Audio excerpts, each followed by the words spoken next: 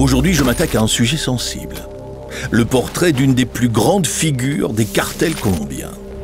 Une femme qui se montra impitoyable pendant de nombreuses années. Celle qu'on appelait la madrina ou la veuve noire finira par être assassinée en pleine rue, à Medellín. Nous sommes le 3 septembre 2012, il est 15 h, et c'est l'heure H de mon histoire.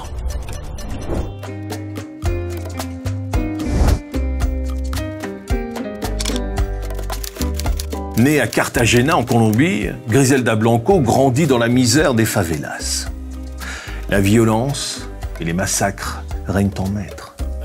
Croiser des cadavres fait partie de son quotidien.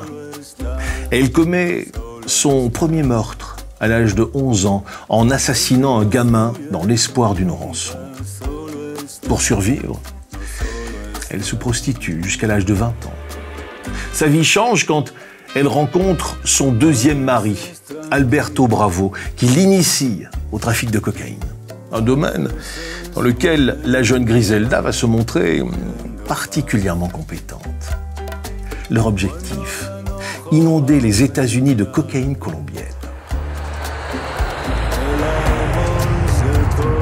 Pour faire transiter la drogue, ils multiplient les moyens de transport. Avions, camions, bateaux, mais aussi des mules. Les femmes sont notamment équipées de gaines et de soutien-gorge dotés de poches à cocaïne, spécialement conçues par une lingerie de Medellín. Rapidement, Griselda contrôle un réseau de plus de 1500 dealers. Elle devient milliardaire et se fait appeler la madrina. À son apogée, on parlera de centaines de millions de dollars et de dizaines de tonnes de cocaïne. Griselda accumule les propriétés à Miami Beach et donne des fêtes somptueuses. Tous les grands noms du business de la cocaïne sont présents, dont son futur successeur, le jeune Pablo Escobar.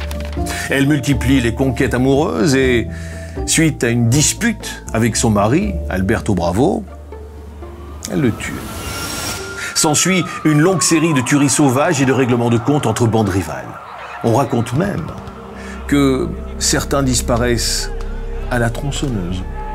On parlera de Cocaine Cowboys pour évoquer cette période. Griselda fuit Miami pour échapper aux tentatives d'assassinat. Elle sera finalement repérée par la DEA et arrêtée. Malgré le fait qu'elle soit à l'origine de 250 assassinats, elle échappe à la chaise électrique grâce à un vice de procédure.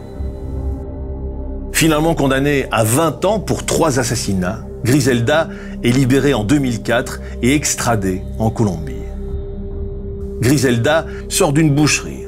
Elle ne prête aucunement attention à la moto qui surgit derrière elle et s'arrête à quelques mètres.